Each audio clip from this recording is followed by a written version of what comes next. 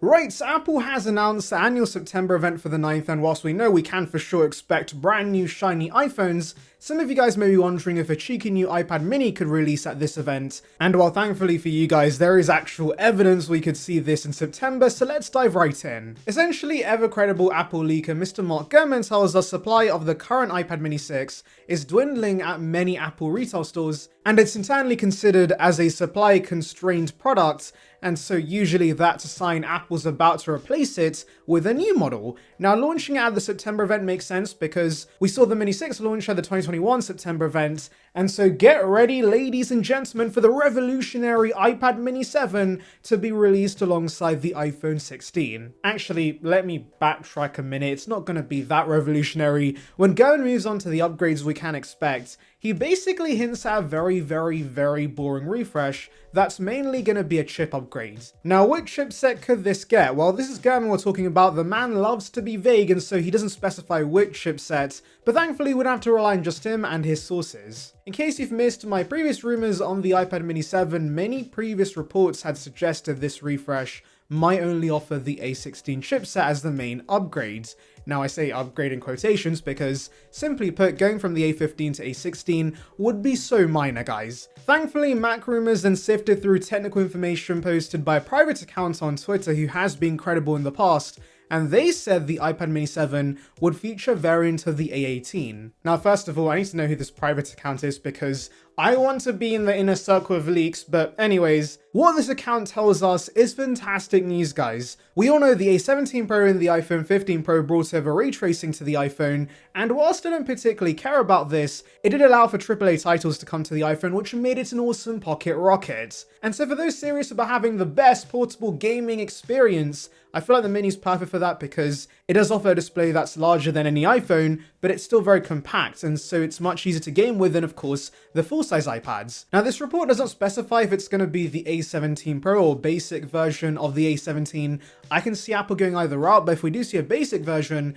it's likely going to be a bin variant with one fewer GPU core, so there won't be a huge difference in the overall performance. I know right now not many games support ray tracing, but the more devices that support this, the more likely it is for game developers to jump on board and take advantage of the hardware.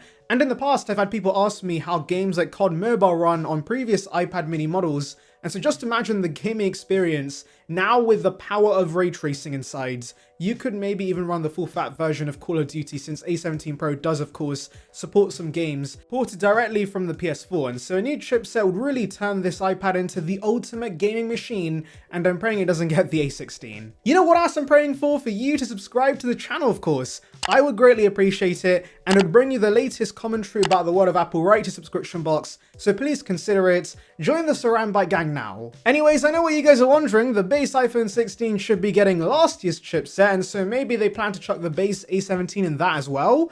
Well, actually, no. Yes, with the iPhone 14 and 15, they did use last year's chipset, and also, of course, they can't use a Pro chipset in a non-Pro device, but we actually have heard all iPhones this year getting an A18 chipset. This source does still say there's likely going to be an A18 Pro for the Pro phones, but with the base phones, they are getting the regular A18. You could argue that does increase the chances of the iPad mini getting the full-fat A17 Pro, since any leftover chips from the 15 Pro will go directly to the mini. There's also a chance Apple skips the A17 entirely, mainly because we have heard it's hard to produce, and they just give the mini the A18 as well.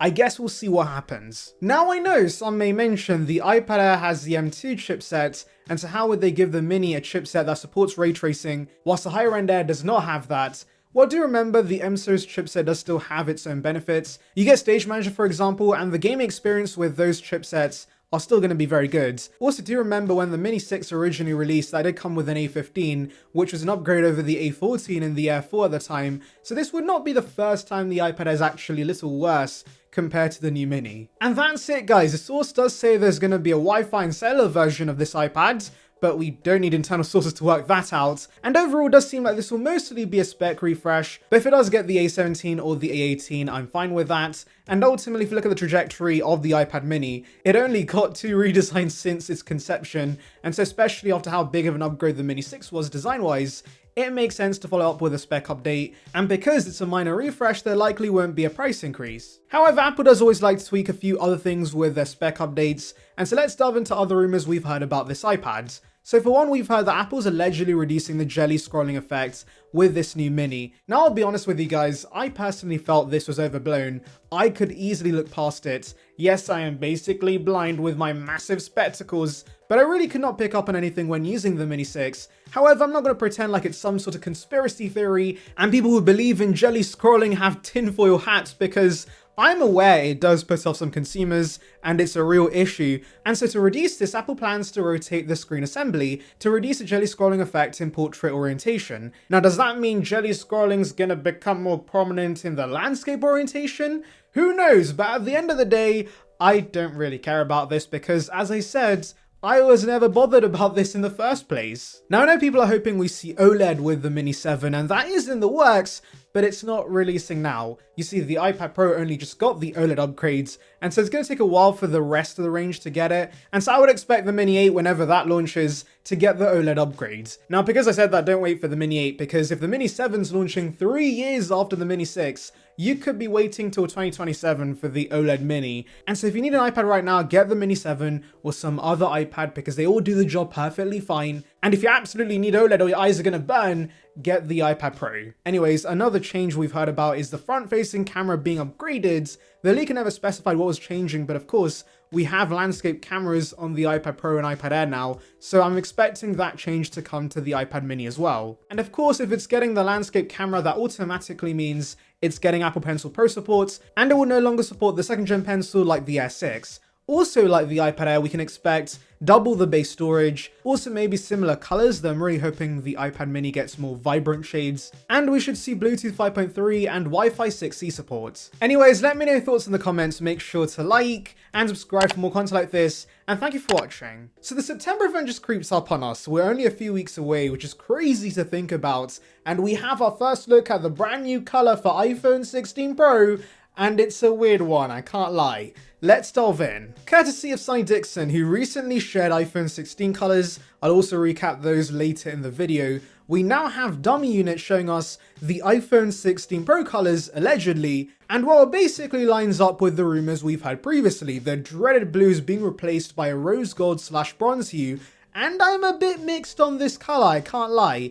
I was expecting it to be a little darker, more in line with this shades from the Galaxy Note 20 Ultra, but this dummy model honestly reminds me of a Band-Aid, which is not